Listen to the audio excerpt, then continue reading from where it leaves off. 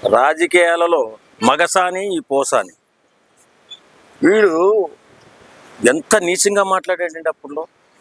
ఎంత నీచాతి నీచంగా రాజకీయాలలో ఎప్పుడు కూడా ఇలాంటి వరవడు మనం చూడలేదు. కానీ ఎంతో దుర్మార్గంగా అసలు అధికారం ఉన్నదన్న అహంకారంతో అసలు కన్ను మిన్ను కానకుండా చండాలంగా మాట్లాడాడు. ఎవరు? పవన్ కళ్యాణ్ గారు. పవన్ కళ్యాణ్ గారు ఎంత గొప్ప మనిషి అండి. ఆయన 10 సంవత్సరాలు అధికారంలో లేకపోయినా ప్రజల కోసం ఎన్నో కోట్ల రూపాయలు ఖర్చు చేసి ప్రజా ప్రయోజనార్థం ఆయన చాలా కష్టపడుతూ తిరుగుతున్న సమయంలో ఎవడో అభిమాని పోసాని కృష్ణమురళి భార్యని అన్నాడని ఎంత నీచంగా ప్రవర్తించాడంటే సభ్య సమాజం తలదించుకునేలా ప్రవర్తించాడు. అలాంటి వ్యక్తి వేళ అరెస్ట్ అయితే ఇప్పుడు ఒక రాష్ట్రానికి తండ్రిగా పనిచే అంటే సీఎం అంటే ఒక తండ్రి లెక్క. అలాంటి తండ్రి లెక్క పనిచేసినటువంటి జగన్మోహన్ రెడ్డి ఇది అక్రమ అరెస్టు, ఇది అన్యాయంగా అరెస్ట్ చేస్తున్నారు, రాజకీయ కక్షతో అరెస్ట్ చేస్తున్నారు, రెడ్ బుక్ రాజ్యాంగం అంటున్నాడు.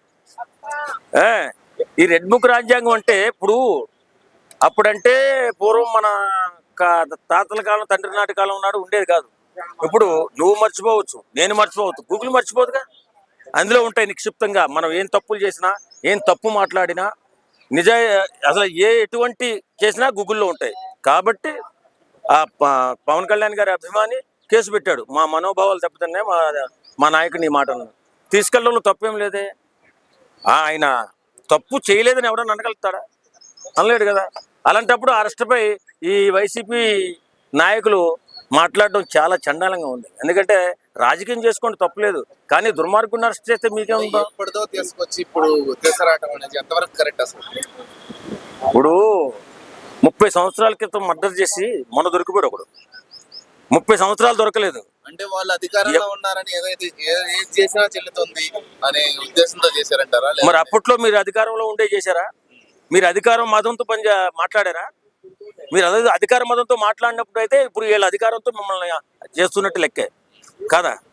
కానీ అలాంటి వ్యక్తిని అరెస్ట్ చేస్తే వీళ్ళంతా ఎందుకు గగ్గోలు పెడతారో నాకు అర్థం కావట్లా.